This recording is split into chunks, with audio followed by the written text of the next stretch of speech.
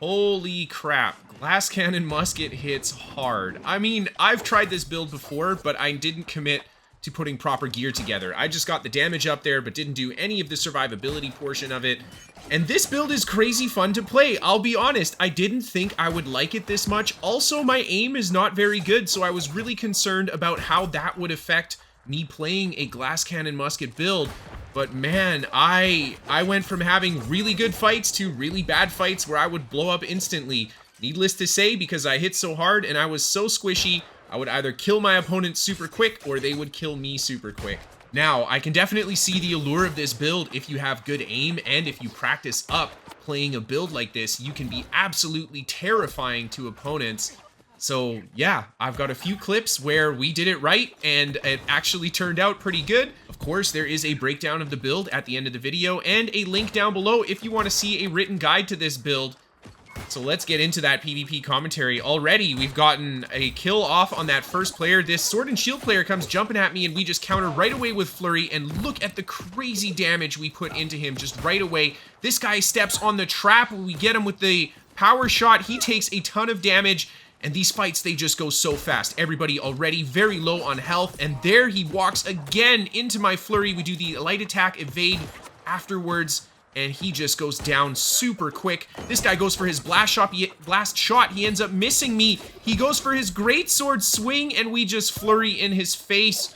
Oh my god. So with this build, I didn't just focus on musket damage. I really wanted to maintain that rapier damage because 1800 weapon damage on a rapier is no joke at all. And I did not regret it, man. My narwhal tusk was just cutting through people like butter.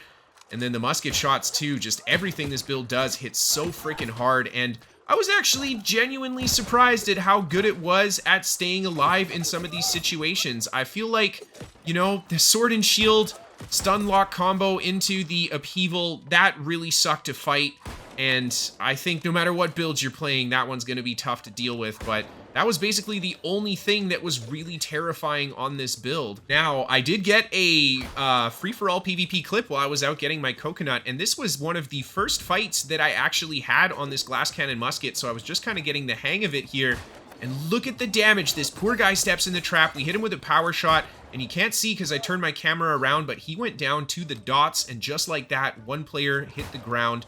And then we've got two enemy players on top of me here. The sword and shield player is the one that we really want to watch out for. Like I said, we don't want to get hit by that stun combo into the upheaval, and that's exactly what he just threw at me. And we just kite him around with the traps, and of course we're looking for the opportunity to land a good combo on these guys here. The squishy player, we get a good shot in with the musket. Again, a second shot there. I go for the next one. He ends up getting out of the way in time, and an enemy musket player comes around the corner and he starts unloading on me, so I just get a little bit of line of sight and pull this guy into my trap. And even the tankier player here, I mean, that upheaval is scary, so thank God this guy is not a light armor squishy, or he would, oh my god, just oh, thank God he's not that squishy, right? Well, the next guy was really squishy. He went down right away to the shots around the corner. We've got two enemy players left on top of me here, and I just keep feeding these guys pokes. Now, after rewatching this clip, there was an enemy healer that we put a bit of damage into, and he ended up running away right away. And free-for-all, I don't know why you would want to play a healer, because you can only really heal yourself. We get a huge shot on the enemy archer. This enemy player trying to get us with the sword and shield. Good stuff. We managed to get out of the way in time. And then he actually ends up killing his friendly before I can get the poke in there by just tracking through him with that heavy attack. And then this tanky boy, he ends up escaping. I could have chased him, but, you know, I just hate chasing players if I don't have to, so we let him get away. Moving on to the next clip here, back into OPR. Just huge flurry damage on that mage as he comes around this corner. And then look at this, we just pop him with the shot. Bam, he's down so quickly. Oh my god, all I can say is, like, these are fast clips because of how much damage this build does. And we get on top of the blunderbuss guy. We feed him the flurry, the light attack, evade. He goes down, and then it's just me and the spear player left. And he does a good job countering my incoming flurry by pulling that shield out. We're just going to try to feed him some damage with the musket.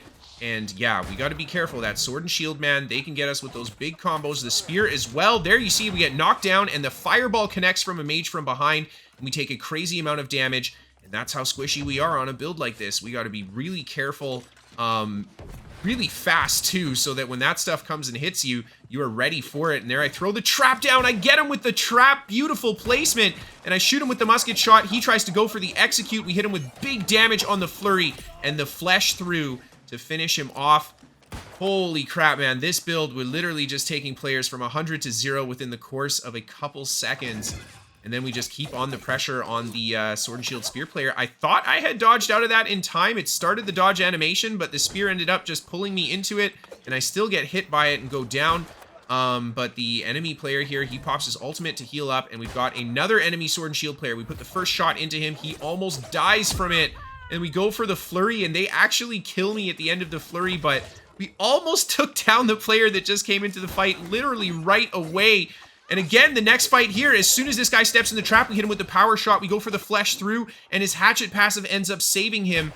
But we just did that crazy damage within just a matter of seconds. And yeah, I'll be honest, I really enjoyed playing this build. I didn't think I would like it this much. I didn't think it would go this well for me. So yeah, I would recommend trying out a build like this. I know it can be a little scary, and it definitely is a bit of an investment, but I had a lot of fun.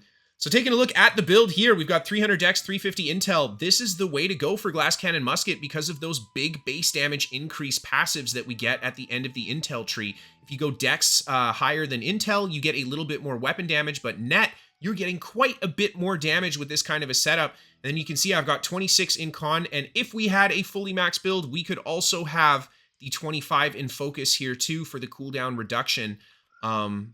And then here's a look at the Rapier tree, just my standard Rapier tree that you guys always see from me. I really liked it on this setup because the damage was literally insane. And then a look at the musket tree here. We've just got that regular trap musket tree. I tried out a few different things, but at the end of the day, even on the glass setup, I really felt like traps was crazy strong and crazy useful. If anybody stood in the trap, they were pretty much dead. It was very, very effective at killing opponents.